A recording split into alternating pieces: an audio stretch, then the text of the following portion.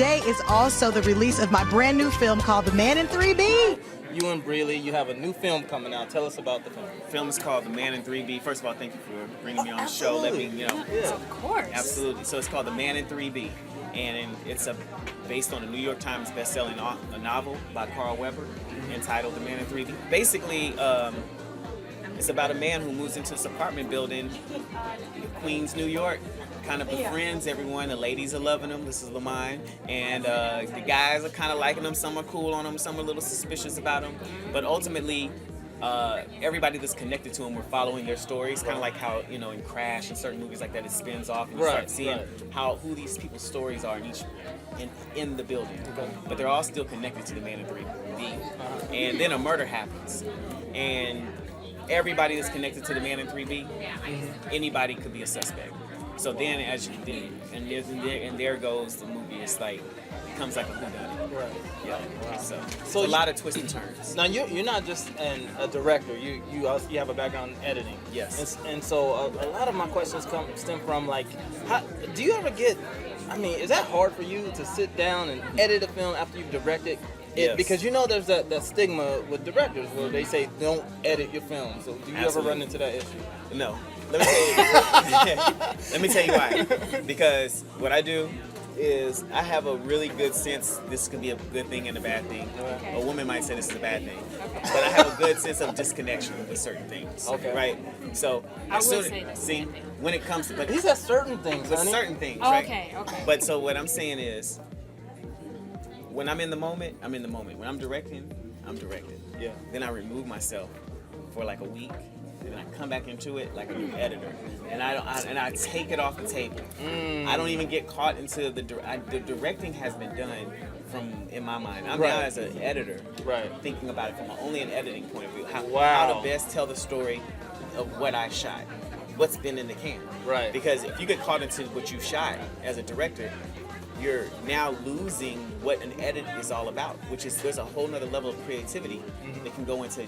You can reverse a story, you can change, you can do subtleties with actors, with cuts and things that if you're thinking about it as a director, that's not how I shot it. I meant for it to be this way. Right. But a really good editor, which is why they say this, you shouldn't edit your own films, will not think about it from there. They're not attached to it from a way you shot it. They're attached to what's the best way to tell the story. Yeah. Wow. So I want to know, which do you prefer? Do you prefer That's a good directing question. or editing? Man. No. I prefer directing totally. Oh wow. Okay. Yeah. Why editing, is that? editing is just what I've always learned how to do to direct. Like as a director, I've learned how to direct through editing. Gotcha. By cutting and shooting my own stuff, and that's what I did in college. I was shooting stuff, going in edit bay and cutting it up, and then I started to learn the what it takes to be an editor and how the little things you need to do when you're shooting to take it to the edit bay. So did you have a background in film? You said Well, I went to University of North Texas and majored in radio, television, film. I worked at a cable station, and I was the programmer. Put the shows on. Yeah. Okay, so you know how we're talking about this stuff Right. Okay, so I would go shoot stuff like this. This is connecting right here. Wow. Yeah. I would go shoot the local football games, the high school football games, put the commercials in at night. I was studying, and you have that 40 minutes to an hour, and then you got to put the commercials in that you program. Right. But in between there, I was having my own stuff, because I'm sitting right there in front of the edit bay, so I would go shoot my own stuff, and then start cutting up stuff and shooting it. But that's when my skills start going. Got sharpened and everything. Yeah. Wow. So I learned editing really not as something in class, but just doing it because I just had to do it. But it's something I naturally can do. Yeah, exactly. You gravitated towards it. You knew you were good at it, and you just excelled. Exactly. I'm just getting chills right now, only because there's so many people out there who believe that they can't do it because they don't have the education. That background, everything. So Edge, let me tell you about this. This is my theory on this. Your education comes, first of all, man, too many people go into things that they're not good at. And that's what the problem is. So you can be educated in one thing. I just thought about that, man. You know what I'm saying? But that's not really what your skill set is. Yeah. So how many people go to college and then they can't find a job? Because you know what? There's people out there who are great at what you're about to go out to do. Exactly. With or without that degree, they are great at it. Amen. And just because you have that degree in math, that might not be what you're great at, but there's somebody who's great at that. You want to go find the thing, whether it's a technical school or a college. Education is important, but what's important is to fine-tune the gift. Yeah. It's like if you're a football That's player. amazing, man. Yeah. You go to college to fine-tune the gift, so when you get to the pros, you'll be prepared. Yeah, absolutely. You know what I'm saying? But it's the practice of every day. Now you have this production company that you're doing. I mean, and you're a director and you're making these films. How are you breathing right now? I asked the same thing. Yeah, I might fall asleep on the second. You know what, man? This goes back to what we were talking about. Yeah. When you love what you love to do, Yes, sir. you're alive. Yes, sir. Yes, sir. You're alive. Yeah.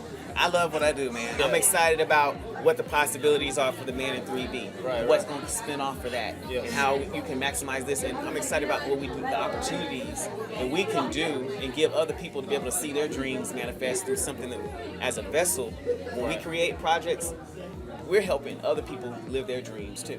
So if I say that by itself, if you're doing something bigger than you, you'll wake up and it'll lift you up. You know what I'm saying? So that's kind of like, that's how it works for me. On that note, tell us about the company. The company is called Trey Studios. It's out of Los Angeles. I mean, we're trying to bring projects to Atlanta, to Miami, called Trey South. Okay, y'all just got the scoop. I'm telling you. So, but Get ready. Right here on ATL Fresh. So, Oh, wow. But we are about empowerment, entertainment, education. We're about everything from locations, empowering people, making sure that everybody can be a part of something to enhance whatever they're trying to do. Trey Haley, TryDestin.com is our website. Trey Haley TDS is my Instagram and Twitter. And you can just Trey Haley on Facebook. And then themanin3b.com, you can find out about all the locations it's going to be shown at across the country and here in Atlanta specifically. But hope you enjoy the film. Exactly.